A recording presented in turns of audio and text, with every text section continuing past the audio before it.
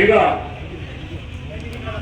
ಸರ್ಕಾರಿ ಗೋಮಾಳ ಮಂಜೂರಾತಿಗೆ ಆಗದಂತೆ ಪ್ರತಿಭಟನಾ ಮೆರವಣಿಗೆ ಮಂಡ್ಯ ಜಿಲ್ಲೆಯಲ್ಲಿರ್ತಕ್ಕಂಥ ಪರಿಶಿಷ್ಟ ಜಾತಿ ವರ್ಗದ ಜನ, ಹಿಂದುಳಿದ ಅಥವಾ ಏಳು ಜನ ಅವರೆಲ್ಲರ ಪರವಾಗಿ ಈ ದಿನ ಮಾನ್ಯ ಜಿಲ್ಲಾಧಿಕಾರಿಗಳು ಮಂಡ್ಯ ಇವರಿಗೆ ಒಂದು ಮನವಿ ಕೊಡಬೇಕು. ಫಾರಂ ನಂಬರ್ 50, 53, 57 ಈ ಕೂಡಲೇ ನಾವು ಅನುಷ್ಠಾನಗೊಳ್ಳಬೇಕು. ಯಾರು ಭೂ ರೈತರು ನಾವಿದ್ದೇವೆ, ನಮ್ಗೆ ಭೂಮಿ ಕೊಡಿಸ್ಬೇಕು. ಆ ಭೂಮಿ ಕೊಡಿಸೋ ತನಕ ನಾವು ಏನು ಈಗ ಎಡ್ಕೊ ಬಂದಿರ್ತಕ್ಕಂಥ ಆಡು, ಕುರಿ, ಮತ್ತೆ ಹಸು, ದನ, ಎಮ್ಮೆ, ಮತ್ತೆ ಈ ತರ ನೇರಗಳು, ನೊಗ, ಮತ್ತೆ ಕುದುರೆ, ಮತ್ತೆ ಈ ಬಾವುಟಗಳು ಎಲ್ಲವನ್ನೂ ಸಹ ನಾವು ನಮ್ಮ ಸಮಸ್ಯೆ ಈಡೇರೋ ತನಕ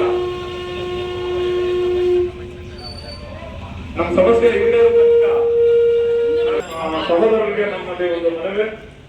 ಈ ಕೂಡಲೇ ತನ್ನ ಜಿಲ್ಲಾಡಳಿತದ ಮುಖ್ಯಸ್ಥರಾಗಿರ್ತಕ್ಕಂಥ ಡಾಕ್ಟರ್ ಕುಮಾರ, ಭಾರತೀಯ ಆಡಳಿತ ಸೇವೆಗಳು ಅವ್ರನ್ನ ಈ ಕೂಡಲೇ ಇಲ್ಲಿ ಕರೆಸಬೇಕು. ಈ ಕರೆಸಿ ಈ ಸಮಸ್ಯೆಗಳ ಸಂಬಂಧಂಗೆ ಈ ಕೂಡಲೇ ಕಾರ್ಯಾಚರಣೆಗಳಾಗಬೇಕು ಮತ್ತೆ ತೀರ್ಮಾನಗಳಾಗಬೇಕು ಅಲ್ಲಿ ಅಂತಕ್ಕಂಥ ವಿಚಾರವನ್ನ ನಾನು ಈ ಮೂಲಕ ನಿಮಗೆ ಹೇಳೋದಕ್ಕೆ ಇಷ್ಟಪಡ್ತೇನೆ. ಈಗ ಕಾರ್ಯಕ್ರಮದ ಮೂಲ ಉದ್ದೇಶ, ಸರ್ಕಾರ ಹಲವಾರು ಸರ್ಕಾರದಿಂದ ಇರ್ತಕ್ಕಂಥ ಭೂ ಕಂದಾಯ ಇಲಾಖೆ ಅಥವಾ ಏನು ರೆವಿನ್ಯೂ ಡಿಪಾರ್ಟ್ಮೆಂಟ್ ಅಲ್ಲಿ ಸಾವಿರಾರು ಎಕರೆ ಜಮೀನು, ಗೋಮಾಳ ಜಮೀನು ಅದ, ಅದು ಪ್ರತಿ ಊರುಗಳಲ್ಲೂ ಅದ. ಆ ಊರಲ್ಲಿ ಇರ್ತಕ್ಕಂಥ ನಾವು ಜೀವನ ಮಾಡಬೇಕು, ನಮ್ಮ ಮಕ್ಕಳಿಗೆ ಊಟ ಕೊಡ್ಬೇಕು, ಮತ್ತೆ ಸಾಧ್ಯವಾದಷ್ಟು ದುಡಿಮೆ ಮಾಡೋದು ಜೀವನ ಮಾಡಬೇಕು. ಆ ಜೀವನ ಮಾಡಿ ದುಡಿಮೆ ಮಾಡಿದು ಸಂಪಾದನೆ ಮಾಡಿದಂತ 100-200 ರೂಪಾಯಿನ ಮಕ್ಕಳು ಫೀಸ್ ಕಟ್ಟಬೇಕು, ಆ ಜೀವನ ನಿರ್ವಹಿಸಬೇಕು. ಅದಕ್ಕೆ ನಮ್ಗೆ ಭೂಮಿ ಬೇಕು.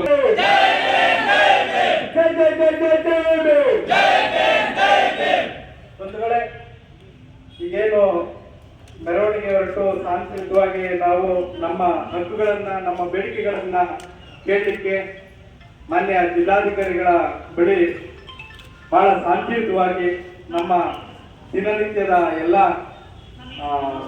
ಭಾಗವಾಗಿರುವಂತಹ ಹಸು, ಎಮ್ಮೆ, ಕುರಿ, ನೇಗಿಲು, ನೊಗ ಸಂಖ್ಯೆ ಎಲ್ಲವನ್ನು ಸಹ ಒತ್ಕೊಂಡು ನಮಗೆ ನ್ಯಾಯ ಕೊಡಬೇಕು.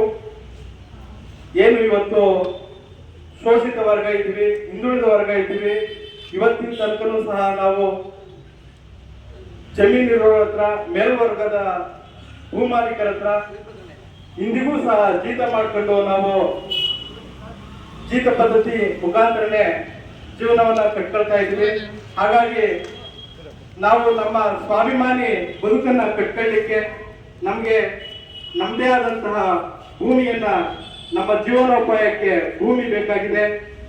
ಈಗೇನು ಈಗಾಗಲೇ ಅಕ್ರಮವಾಗಿ ಉಳುಮೆ ಮಾಡ್ತಾ ಇದ್ದೀವಿ, ನಾವೆಲ್ಲರೂ 50-53 ಅರ್ಜಿಯನ್ನ ಇಲ್ಲಿ ಇರುವಂತಹ ಅನೇಕ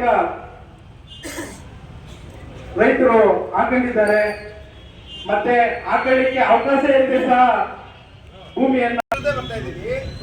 ಈ ಜಿಲ್ಲಾಧಿಕಾರಿಗಳು ತುಂಬಾ ಒಳ್ಳೆಯವರಿದ್ದಾರೆ, ನಮ್ಗೆ ವಿಶ್ವಾಸ ಇದೆ ಅವ್ರ ಮೇಲೆ. ಜಿಲ್ಲಾಡಳಿತ ವಿಶ್ವಾಸ ಇದಕ್ಕೆ ನಾವು ತಳ್ಕೊಂಡು ಬರ್ತಾ ಇದ್ದೀವಿ. ನಮ್ಮ ವಿಶ್ವಾಸವನ್ನೇ ದುರುಪಯೋಗ ಮಾಡ್ಕೊಂಡ್ರೆ ನಮ್ಗೆ ನೋವು ಆಗ್ತದೆ. ಯಾಕಂದ್ರೆ ಒಂದು ಸಭೆ ಕರೀಲಿಲ್ಲ, ಒಂದು ಮೀಟಿಂಗ್ ಮಾಡ್ತಿಲ್ಲ. ಹಾಗಾಗಿ ನಾವು ಇಲ್ಲಿ ಕಂಟಿನ್ಯೂಗೆ ಮಲಿಕೊಳ್ಳಕ್ಕೂ ರೆಡಿ ಇದ್ದೀವಿ. ನಾವು ಸ್ಟವ್ ಎಲ್ಲ ತಂದಿಲ್ಲ, ಮಲಗಕ್ಕೂ ರೆಡಿ ಇದ್ದೀವಿ. ನಾವು ಅದಕ್ಕೆ ಒಂದು ತಿಂಗಳು ಮುಂಚೆಗೆ ಮನವಿಯನ್ನು ಮಾಡಿದ್ದೀವಿ. DC ಅವ್ರ ಗಮನಕ್ಕೂ ತಂದಿದ್ದೀವಿ. DC ಅವ್ರು ಬಂದಿದ್ದೀರಾ, ನಮ್ಮ ಅಹವಾಲನ್ನ ಕೇಳಬೇಕಾಗುತ್ತೆ. DC ಅವರು ಅಥವಾ ನೀವು ನಮ್ಗೆ ಒಂದು ಟಿಪ್ಪಣಿ ಕೊಟ್ರೆ ನಾವು ಖಾಲಿ ಮಾಡುವಂತ ಪ್ರಮೇಯ ಇದೆ.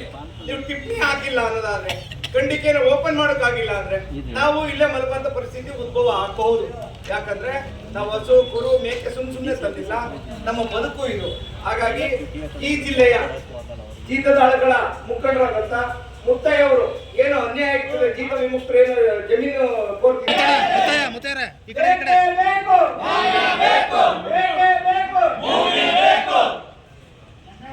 ಸುಮಾರು 25-30 ವರ್ಷದಿಂದ ಈ ಜಮೀನುಗಳು ಮಂಡ್ಯ ಡಿಸ್ಟ್ರಿಕ್ಟ್ ಇದ್ರು ಕೂಡ ಇದುವರೆಗೂ ಜೀತ ಅಂತ ಪರಿಗಣಿಸಿದೆ. ಮಂಡ್ಯ ಡಿಸ್ಟ್ರಿಕ್ಟ್ ಒಂದು 1000 ಮಂದಿಗೆ ಬಿಡುಗಡೆ ಪತ್ರ ಕೊಟ್ಟರು ಅಧಿಕಾರಿಗಳು, ನಾವಲ್ಲ. ಅವ್ರಿಗೆ ಪುನರ್ವಸತಿ ತಾತ್ಕಾಲಿಕವಾಗಿ ಮಾತ್ರ ಒಂದಷ್ಟು ಕೊಟ್ಟಿದ್ದಾರೆ. ಭೂಮಿ ನಾಳಿಕೆ ಭೂಮಿ ಕೊಡಬೇಕು, ಅವ್ರಿಗೆ ಸಿಕ್ಕುವಂತ ಸೌಲಭ್ಯ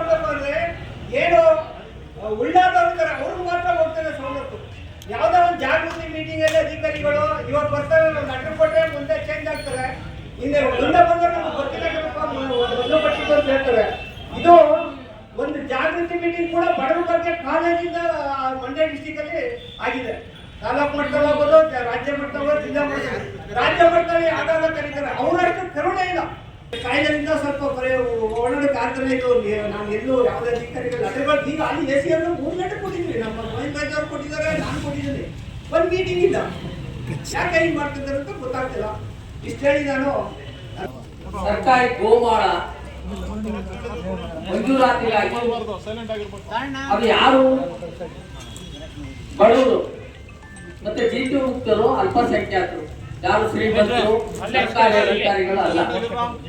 ಈ ಒಂದು ಕಾರ್ಯಕ್ರಮವನ್ನ ಆಯೋಜಿಸಿರುವಂತ ಮುಂಚೂಣಿಯಲ್ಲಿರುವಂತ ನಮ್ಮ ಪಟ್ಲಿ ಗೋವಿಂದರಾಜ್ ಅವರಿಗೆ ಹಾಗೂ ಎಲ್ಲ ಈ ಕಾರ್ಯಕ್ರಮವನ್ನು ನಿರ್ವಹಿಸಿರುವಂತ ಎಲ್ಲ ನನ್ನ ಬಂಧುಗಳಿಗೂ ಮುಖ್ಯವಾಗಿ ಅವರಿಗೆ ನಮ್ಮೆಲ್ಲರೂ ತೋರಿಸ್ಕೊಳ್ಳೋದು, ಚುನಾವಣೆ ಹೋದ ನಂತರ ನಾವು ಯಾರು ಕೂಡ ಕಣ್ಣಿಗೆ ಕಾಣಲ್ಲ.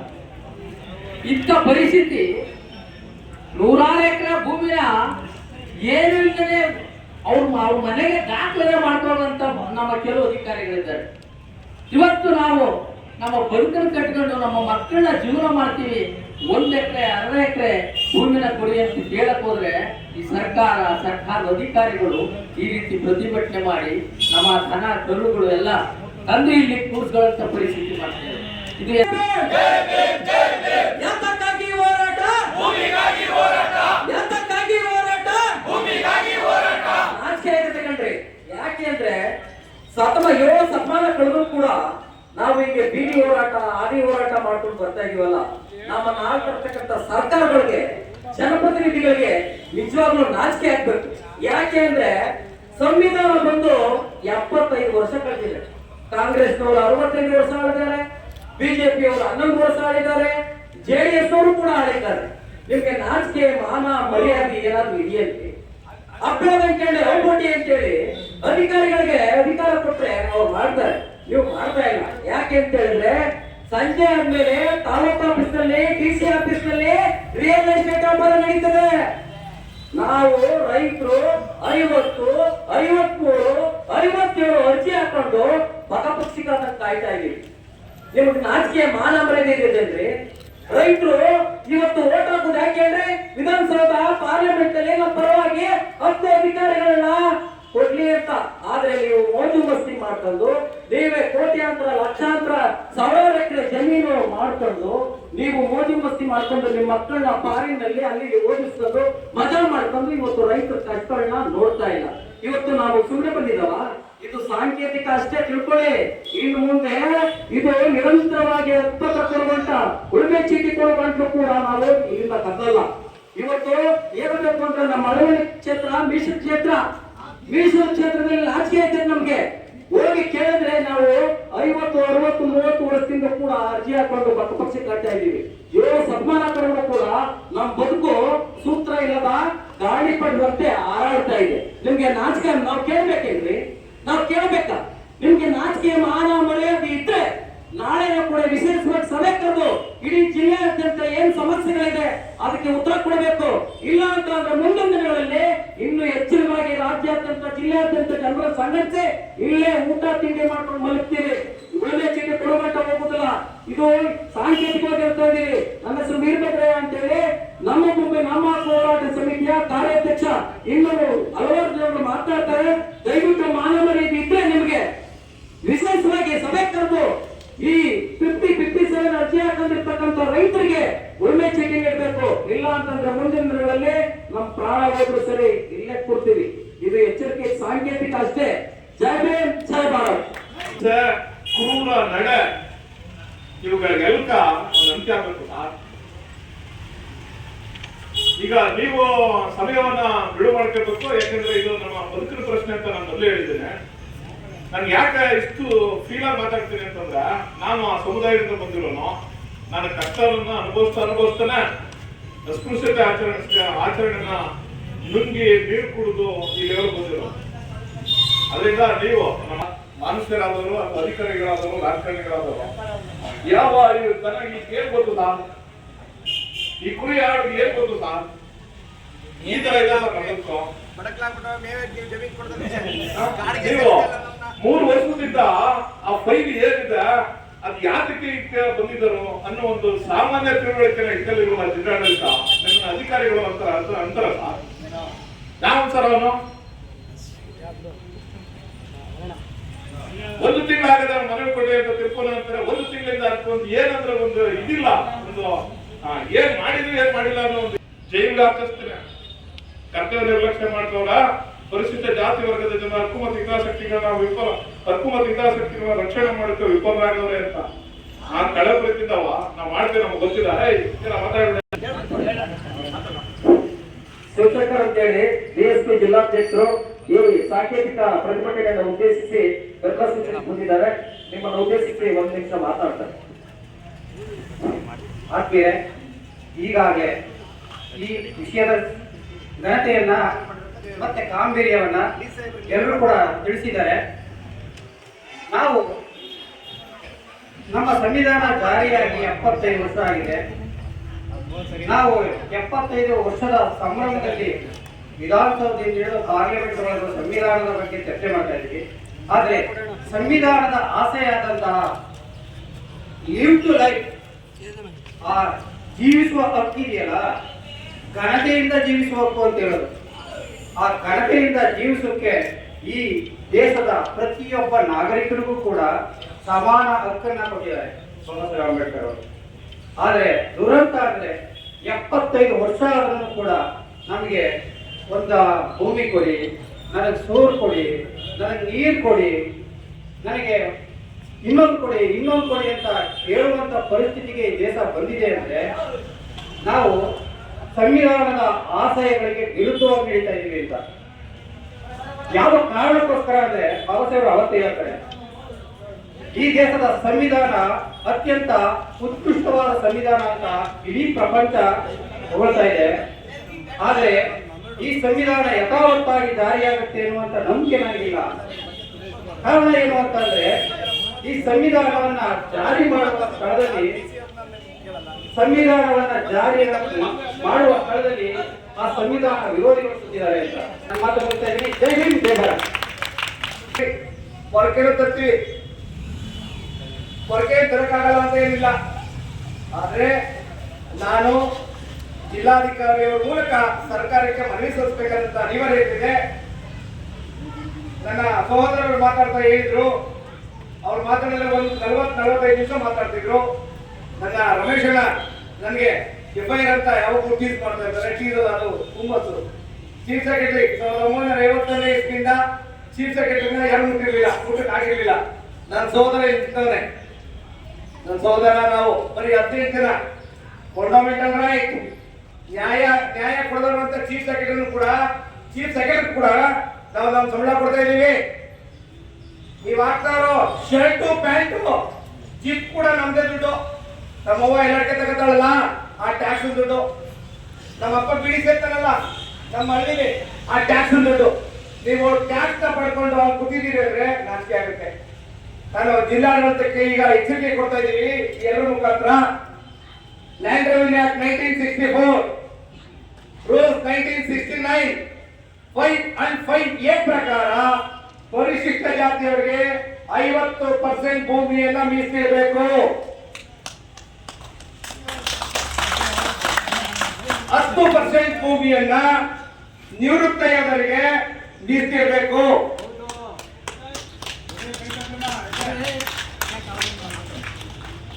ಇನ್ನು ಪೊಲಿಟಿಷಿಯನ್ ಸಫರರ್, ರಾಜಕೀಯ ಸಂತ್ರಸ್ತರಿದ್ದಾರೆ. ಏನು ನಮ್ಮ ದೇಶಕ್ಕೋಸ್ಕರ ಸ್ವತಂತ್ರ ತಂದ್ಕೊಡ್ತೀವಿ ಅಂತ ಹೇಳಿದ್ರು. ಯಾವ ರೀತಿ ಸ್ವತಂತ್ರ? ತೋರಿಕೆಯ ಸ್ವತಂತ್ರ. ಈ ಸ್ವತಂತ್ರ ಏನೋ ಹೇಳ್ತಿದ್ವಿ, ಅದು ತೋರಿಕೆ ಸ್ವತಂತ್ರ ಇದಿಲ್ಲ. ಆ ತೋರಿಕೆಯ ಸ್ವತಂತ್ರ ತಂದುಕೊಟ್ಟಂತ ಪೊಲಿಟಿಷಿಯನ್ ಸಫರರ್, ರಾಜಕೀಯ ಸಂತ್ರಸ್ತರಿಗೆ 5% ಕೊಡಬೇಕು.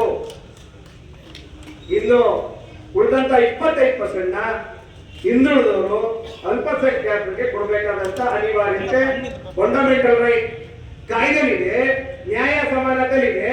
ಆದ್ರೆ ಈ ಜಿಲ್ಲಾಡಳಿತ ಮಳವಳ್ಳಿ ತಾಲೂಕಲ್ಲಿರ್ಬೋದು, ಮಂಡ್ಯ ತಾಲೂಕಲ್ಲಿರ್ಬೋದು, ಪಾಂಡುಪುರದಲ್ಲಿರ್ಬೋದು, ಇವರು ಏಟಿಗೆ ಅನಾಯಕ ಅಧಿಕಾರಿಗಳು ಭೂಲಭ್ಯತೆ ಪಟ್ಟಿಯನ್ನು ತಯಾರು ಮಾಡಿಲ್ಲ. ಅಧಿಕಾರಿಗಳು ಪ್ರತಿ ವರ್ಷ ಎಷ್ಟು ಭೂಮಿ ಮಂಜೂರಾತಿ ಆಗುತ್ತೆ, ಎಷ್ಟು ಕೆರೆ ಇದೆ, ಎಷ್ಟು ಕುಂಟೆ ಇದೆ, ಎಷ್ಟು ಭೂಮಿ ಉಳುಮೆ ಜಮೀನಿದೆ, ಎಷ್ಟು ಕೋಡಿ ಆಗಿದೆ ಅನ್ನೋ ಜಮೀನಿನ ಒಂದು ಅಂಕಿ ಅಂಶವನ್ನು ಇಟ್ಕೊಳ್ಳುವಂತ ಜಿಲ್ಲಾಡಳಿತ ನಾಚಿಕೆ ಆಗುತ್ತೆ. ಜಿಲ್ಲಾಧಿಕಾರಿಯವರು ಒಳ್ಳೆಯವರಿದ್ದಾರೆ. ಈ ಜಿಲ್ಲೆಯಲ್ಲಿ ಒಳ್ಳೆ ಕುಮಾರ್ ಸರ್ ಅವರು ಒಳ್ಳೆ ಅಧಿಕಾರಿಗಳು ಸುಮಾರು ಹೇಳ್ತಾರೆ. ಆದ್ರೆ ಇಲ್ಲಿನ ಎಮ್ಮೆ ಚರ್ಮದ ಅಧಿಕಾರಿಗಳು ಅವ್ರಿಗೆ ಸಪೋರ್ಟ್ ಮಾಡ್ತಾ ಇಲ್ಲ. ಕೂತ್ಕೊಳ್ಳಿ ಸಾಹೇಬ್ ಒಂದು 5 ನಿಮಿಷ ಇಟ್ಕೋತಾರೆ. ಕರ್ನಾಟಕ ಲ್ಯಾಂಡ್ ರೆವಿನ್ಯೂ ಆಕ್ಟ್ 1964 ಮತ್ತೆ ಇದು ಮಾಡ್ತೀನಿ ನಾನು. Karnataka land revenue act 1964 rules 1969 5 and 5A ಪ್ರಕಾರ ಪರಿಶಿಷ್ಟ ಜಾತಿಯವರಿಗೆ 50% ಭೂಮಿಯನ್ನ ಮಂಜೂರಾತಿ ಮಾಡಬೇಕು. ರಾಜ್ಯಕ್ಕೆ ಸಂತ್ರಸ್ತರಿಗೆ 5% ಭೂಮಿಯನ್ನ ಮುಂಚಿಸುವುದು ಅಂತಾರೆ. ಅರಣ್ಯ ಇಲಾಖೆಯವರಿಗೆ 1908, 1909, 1935 ನೋಟಿಫಿಕೇಶನ್ ಆಗಿದೆ. ಆ ನೋಟಿಫಿಕೇಶನ್ ಇಟ್ಕೊಂಡು ಬರಲ್ಲ, ಸ್ಕೆಚ್ ಇಟ್ಕೊಂಡು ಬರ್ತಾರೆ. ನನ್ನ ಜನರನ್ನ FIR ಮಾಡ್ತಾರೆ. FIR ಮಾಡಿಸ್ಕೊಂಡ್ರೆ ನೀವು ಎಷ್ಟು ಜನ ಇದ್ದೀರಿ? 5 ಜನ ಇದ್ದೀವಿ. ನಿಮ್ಗೆ FIR ಹಾಕಬೇಕಾದ್ರು ಒಳ್ಳೆ FIR ಹಾಕಿ. ಅನಧಿಕೃತವಾಗಿ ಮಾಡ್ತಾವ್ರಿಂದ ಅಧಿಕೃತ ಮಾಡ್ಕೊತೀವಿ. ಅದು ಬಿಟ್ಟು ತೋರಿಕೆಗೋಸ್ಕರ ಮಾಡಬೇಡಿ. ಹಾಗಾಗಿ ಜೀತ ವಿಮುಕ್ತರು ನನ್ನ ಸಹೋದರ ಹಾಗೆ ಹೇಳ್ತಿದ್ರು. ರಾಮನಗರ ಮಂಡ್ಯ ಜಿಲ್ಲೆಯಲ್ಲಿ ಇಡೀ ರಾಜ್ಯದ ಸಮಸ್ಯೆ ಆದ್ರೂ ಕೂಡ LND CR 77 ಪ್ರಕಾರ ಉಳುಮೆಗೆ 4 ಎಕರೆ ಭೂಮಿ ಕೊಡಬೇಕು ಅಂತ ಸರ್ಕಾರದ ಸುತ್ತೋಲೆ. ಕರ್ನಾಟಕ ಸರ್ಕಾರ ಮಂಡ್ಯ ಜಿಲ್ಲೆಯಲ್ಲಿ ಈವರೆಗೂ 1 ಕುಂಟೆ ಜಮೀನಿನ ಜೀತ ವಿಮುಕ್ತರು ಕೊಟ್ಟು. ಬಹಳ ಮುಖ್ಯವಾಗಿ ಸೋಲಿಗರು, ವಲಯರು, ಮಾಲಿಗರು ಇವ್ರನ್ನ ಯಾರೋ ಹಣ ಇರುವಂತ ಒಂದಿಷ್ಟು ಜನ ಇಲ್ಲ. ನನ್ನ ನೀನ್ ಯಾವ ಜನಾಂಗ? ಗಾಣಿಗ ಜನಾಂಗ. ನನ್ನ ಸಹೋದರ 30 ವರ್ಷದಿಂದ ಉಳುಮೆ ಮಾಡ್ತಾನೆ. ಅವನಲ್ಲಿರುವಂತ ವಲಯರಿಗೆ ಜಮೀನಿಲ್ಲ. ಬರೀ ವಲಯರು ಮಾಲಿಗರು ಜಮೀನಲ್ಲ, ಎಲ್ಲ ಈ ಹಿಂದುಳಿದ ವರ್ಗದವ್ರಿಗೂ ಕೂಡ ಜಮೀನಿನ ಅವಶ್ಯಕತೆ. ಮಾನ್ಯ ಜಿಲ್ಲಾಧಿಕಾರಿಯವರು ತುರ್ತಾಗಿ ಸಭೆಯನ್ನು ಮಾಡಬೇಕು. ಜಾಗೃತ ಸಮಿತಿಯಲ್ಲಿ ನಮ್ಮನ್ನ ಪ್ರತಿನಿಧಿಸುವಂತ ಗೆಳೆಯರಿದ್ದಾರೆ. ಆ ಗೆಳೆಯರು ಇವೆಲ್ಲ ಚರ್ಚೆ ಮಾಡವ್ರೆ ಅಂತ ಅನ್ಕೋತೀವಿ. ಇದಕ್ಕೆ ನಮ್ಗೆ ಕೋಷ್ಟಕ 5 ಮತ್ತು 5A ನಲ್ಲಿ 50% ಭೂಮಿಯನ್ನ ಮೀಸಲಿಟ್ಟು ಮಂಜೂರಾತಿ ಮಾಡಬೇಕು. ಅದನ್ನ ಮಾಡಬೇಕು. ಮತ್ತೆ ಈಗೇನು ಸುತ್ತಲೇ ಆಗಿದೆ 5 ಕಿಲೋಮೀಟರ್ ವ್ಯಾಪ್ತಿಯಲ್ಲಿ ನಾವು ಜಮೀನು ಕೊಡಲ್ಲ ನಗರ ವ್ಯಾಪ್ತಿಯಲ್ಲಿ ಅಂತ ಹೇಳ್ತಾರೆ. ಹಾಗಾದ್ರೆ ಪರಿಷ್ಠ ಜಾತಿಯವರು ಉಳುಮೆ ಮಾಡಿದ್ರೆ ನಾವೆಲ್ಲಿ ಹೋಗ್ಬೇಕು? ಈಗಾಗಲೇ ಮುಂಬೈಯಿಂದ ಬಂದವ್ರಿಗೆ, ಬೇರೆ ಕಡೆ ಬಂದವ್ರಿಗೆ ಮಂಜೂರಾತಿ ಆಗ್ತದೆ. ಹಾಗಾಗಿ ತುರ್ತು ಸಭೆಯನ್ನ ಕರೆಯಬೇಕು. ನಾವು ಮತ್ತೆ ಜಿಲ್ಲಾಡಳಿತದ ತಾವು ಮತ್ತೆ ACರು ಮತ್ತೆ ತಹಸೀಲ್ದಾರವನ್ನ ಒಂದು ಮುಕ್ತವಾದಂತಹ ಒಂದು ನ್ಯಾಯಸಮ್ಮತವಾದಂತಹ ಒಂದು ಮೀಟಿಂಗ್ ಅನ್ನ ಮಾಡಬೇಕು. ಇಡೀ ಜಿಲ್ಲೆ ಸಮಸ್ಯೆ ಇದರಲ್ಲಿರ್ತಕ್ಕಂಥ ಗೋಮಾಳ ಜಮೀನೆಷ್ಟು ಅದು ಪರಿಶಿಷ್ಟ ಜಾತಿ ವರ್ಗ ಜನಕ್ಕೆ ನೀವು ಎತ್ಕೊಳ್ಬೇಕು ಅನ್ನೋದ್ರ ಬಗ್ಗೆ ತೀರ್ಮಾನ ಆಗಬೇಕು. ಮತ್ತೆ ಈ ಕೂಡಲೇ ಈ ಸಂಬಂಧ ಒಂದು ಮೀಟಿಂಗ್ ಮಾಡಿ ನಮ್ಮ ಸಮಸ್ಯೆಗಳೇನಿದೆ ಅದಕ್ಕೆ ಪರಿಹಾರ ದೊರಕಿಸಬೇಕು ಅಂತ ನಾನು ಮನವಿ ಮಾಡಿ ನಮಸ್ಕಾರ. ಏನಿವತ್ತು ನಮ್ಮ ಭೂಮಿ ನಮ್ಮ ಹಕ್ಕು ಹೋರಾಟ ಸಮಿತಿಯವರು ಪ್ರತಿಭಟನಾ ಜಿಲ್ಲಾಧಿಕಾರಿಗಳ ಕಚೇರಿಯವರಿಗೆ ತಾವು ಮಾಡಿದ್ದೀರಾ. ಕೆಲವು ಹಕ್ಕೋತ್ತರ ಮಾಡಿದ್ದೀರಾ. ಎಲ್ಲ ವಿಚಾರಗಳನ್ನ ನಾನು ಈಗ ತಾನೇ ಗಮನಿಸಿದ್ದೇನೆ. ನೀವು ಪ್ರತಿಭಟನೆ ಮಾಡ್ಕೊಂಡು ಬರಬೇಕಾದ್ರೆ ಒಂದು ಸ್ಥಳ ತನಿಖೆಗೆ SP ಅವರು ಮತ್ತೆ CEO ನಾನು ಹೋಗ್ತಾ ಇದ್ವಿ. ಅದಾದ ನಂತರ ಸ್ಥಳ ತನಿಖೆನಲ್ಲಿ ಇದ್ವಿ. ಗೋವಿಂದರಾಜ್ ಅವರು ಕಾಲ್ ಮಾಡಿದ್ರು. ನಮ್ಮ ADC ಅವರು ಮನವಿ ತೆಗೆದುಕೊಳ್ಳೋಕೆ ಹೇಳಿದ್ದೆ. ಇಲ್ಲ ಸರ್ ತಾವೇ ಬರಬೇಕು ಅಂತ ಹೇಳಿದ್ರು. ಸ್ಥಳ ತನಿಖೆಯನ್ನು ಬಿಟ್ಟು ನಿಮ್ಮ ಮನವಿ ಸ್ವೀಕರಿಸಲಿಕ್ಕೆ ನಾನು ಬಂದಿದ್ದೀನಿ. ಎರಡನೇದಾಗಿ ನೀವು ಸಭೆ ಕರಿಬೇಕು ಅಂತ ಹೇಳಿದ್ದೀರಾ. ಇದಕ್ಕೆ ಸಂಬಂಧಪಟ್ಟಂತ ಇಲಾಖೆ ಅಧಿಕಾರಿಗಳು ಮತ್ತೆ ತಹಶೀಲ್ದಾರರು, ಅರಣ್ಯ ಇಲಾಖೆಯವರು ಮತ್ತೆ ನೀವು 2 ಜನ ಯಾರಂತ ನೀವು ಡಿಸೈಡ್ ಮಾಡಿ ನಾನು ಒಂದು ಡೇಟ್ ಕೊಡ್ತೀನಿ, ಸಭೆಯನ್ನ ಕರೆಯೋಣ. ಮೂರನೇದಾಗಿ ಏನು ಗೋಮಾಳ ಜಾಗ ಮಂಜೂರಾತಿ ಮಾಡಲಿಕ್ಕೆ ತಾವು ಕೇಳ್ತಾ ಇದ್ದೀರಾ. ಈಗಾಗಲೇ ಪ್ರತಿಯೊಂದು ಇದಕ್ಕೂ ಕೂಡ ಕಾನೂನಿದೆ, ನಿಯಮ ಇದೆ. ಮಂಜೂರಾತಿ ಹೇಗೆ ಮಾಡಬೇಕು, ಯಾವ ನಿಯಮದಲ್ಲಿ ಮಾಡಬೇಕು ಅನ್ನುವಂಥದ್ದು ಕೂಡ ನಿಯಮ ಇದೆ. ಎಲ್ಲಾ ತಾಲೂಕುಗಳಲ್ಲೂ ಕೂಡ ಈಗಾಗಲೇ ಅಕ್ರಮ ಸಕ್ರಮ ಸಮಿತಿಗಳು ರಚನೆ ಆಗಿದೆ. ಯಾವುದೇ ಒಂದು ಸರ್ಕಾರಿಯನ್ನ ಜಾಗವನ್ನ ಮಂಜೂರಾತಿ ಮಾಡ್ಬೇಕಂತ ಹೇಳಿದ್ರೆ ಅದು ಅಕ್ರಮ ಸಕ್ರಮ ಸಮಿತಿನಲ್ಲಿ ಮಂಜೂರಾತಿ ಆಗ್ಬೇಕಾಗುತ್ತೆ. ಕಾನೂನುಬದ್ಧವಾಗಿದ್ರೆ, ನಿಯಮಾನುಸಾರವಾಗಿದ್ರೆ, ಹಾಕಿರ್ತಕ್ಕಂಥ ಎಲ್ಲ ಅರ್ಜಿಗಳು ಕೂಡ ಅರ್ಹವಾಗಿದ್ರೆ, ಎಲಿಜಿಬಲ್ ಇದ್ರೆ ಖಂಡಿತವಾಗ್ಲೂ ಕೂಡ ಸಮಿತಿನಲ್ಲಿ ಮಂಜೂರು ಮಾಡಲಿಕ್ಕೆ ಕ್ರಮವನ್ನ ಕೈಗೊಳ್ತಾರೆ. ಅಂತ ಎಲ್ಲ ಎಲಿಜಿಬಿಲಿಟಿ ಇರೋಂಥ ಅರ್ಜಿಗಳನ್ನ ಸಮಿತಿ ಮುಂದೆ ಇಡ್ಲಿಕ್ಕೆ ನಾನು ತಹಶೀಲ್ದಾರ್ಗೆ ಸೂಚನೆಯನ್ನ ಕೊಡ್ತೇನೆ. ನಾಲ್ಕನೇದಾಗಿ ಏನು ಅರಣ್ಯ ಇಲಾಖೆಯವರು ತೊಂದರೆ ಕೊಡ್ತಾ ಇದ್ದಾರೆ ಅಂತ ಹೇಳ್ತಾ ಇದ್ದೀರಾ, ಅದು ಅರಣ್ಯ ಇಲಾಖೆಗೆ ನೋಟಿಫಿಕೇಶನ್ ಯಾವಾಗ ಆಗಿದೆ, ಅದು ಡೀಮ್ಡ್ ಫಾರೆಸ್ಟ್ ಅಂತ ಆಗಿದೆಯಾ ಅಥವಾ ರಿಸರ್ವ್ ಫಾರೆಸ್ಟ್ ಅಂತ ಆಗಿದೆಯಾ ಅಥವಾ ಕಾವೇರಿ ವೈಲ್ಡ್ ಲೈಫ್ ಅಂತ ಆಗಿದೆಯಾ ಅನ್ನೋದನ್ನ ನೋಡಿ ಯಾವಾಗ ಆಗಿದೆ ಅನ್ನೋದ್ರ ಮೇಲೆ ಇಲಾಖಾಧಿಕಾರಿಗಳು ಕ್ರಮವನ್ನ, ಈಗಾಗಲೇ ಹಿಂದೆ ಏನಿತ್ತು ಏಕ ವ್ಯಕ್ತಿಯ ಪ್ರಕರಣ ಅಂತ ಇತ್ತು, ಯಾರು ತಮ್ಮ ಮಂಜೂರಾಗಿರ್ತಕ್ಕಂಥ ಜಮೀನನ್ನ ಇದುವರೆಗೂ ಕೂಡ ದುರಸ್ತಿ ಮಾಡ್ಕೊಂಡಿಲ್ಲ ಅಂತವರು ಆ ಅರ್ಜಿಯನ್ನ ಕೊಡ್ಬೇಕಂತ ಹೇಳಿ ಕಳೆದ 2 ತಿಂಗಳಿಂದ ನಮ್ಮ ಮಾನ್ಯ ಕಂದಾಯ ಸಚಿವರು ಈ ಒಂದು ಸೂಚನೆಯನ್ನ ಕೊಟ್ಟಿದ್ದಾರೆ, ಆದೇಶವನ್ನು ಮಾಡಿದ್ದಾರೆ. ಈಗಾಗಲೇ ಎಲ್ಲಾ ಕಡೆ ನಡೀತಾ ಇದೆ. ಯಾವುದೇ ಸರ್ಕಾರಿ ಜಾಗ ಮಂಜೂರಾಗಿದ್ರೆ ಯಾವುದೇ ರೈತರು ಬಂದು ನಮ್ಮ ಜಮೀನನ್ನ ದುರಸ್ತಿ ಮಾಡ್ಕೊಡಿ ಅಂತ ಹೇಳಿ ಅರ್ಜಿ ಕೊಡೋ ಅವಶ್ಯಕತೆ ಇಲ್ಲ. ನಾವೇನೇ ಆ ಒಂದು ಗುರ್ತಾಗಿಸಬೇಕಾದ್ದು ನಾವೇನೇನಿದೀವಿ ಅದನ್ನ ಕಾನೂನು ಪ್ರಕಾರ 9 ಜನಕ್ಕೆ ನಾವು ಮನವಿಯನ್ನು ಕೊಡ್ತೀವಿ. ತಮ್ಮ ಮೂಲಕ ಎಲ್ರಿಗೂ ಮನವಿಯನ್ನ ಕಳಿಸ್ಬೇಕು, ಇದು ನಿಮ್ಮ ಮುಖಾಂತರ ಕಳಿಸ್ಬೇಕು ಅಂತ ಮನವಿ ಮಾಡ್ತಾ, ನೀವು ಅನ್ಯ ಕೆಲಸದಿಂದ ಹೋಗಿ ಮತ್ತೆ ವಾಪಸ್ ಬಂದಿದ್ರಿ. ನಿಮ್ಮ ಬಗ್ಗೆ ನಮಗೆ ಗೌರವ ಇದೆ, ನಿಮ್ಮ ಕೆಲಸದ ಬಗ್ಗೆ ನಮಗೆ ಗೌರವ ಇದೆ. ನಾವು ಇಲ್ಲೇ ಮಲಿಕೋಬೇಕು ಅಂತ ಬಂದವರು, ನಾವು ಇಲ್ಲೇ ಊಟ ಗೀಟ ಎಲ್ಲ ತಂದಿದ್ದೀವಿ, ನಾವು ಹಸು ಕರು ಎಲ್ಲ ತಂದಿದ್ದೀವಿ. ಅರಣ್ಯ ಇಲಾಖೆಯವ್ರಿಗೆ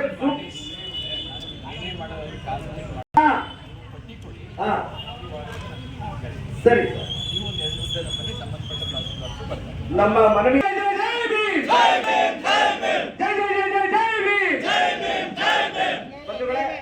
ನಾವೇನು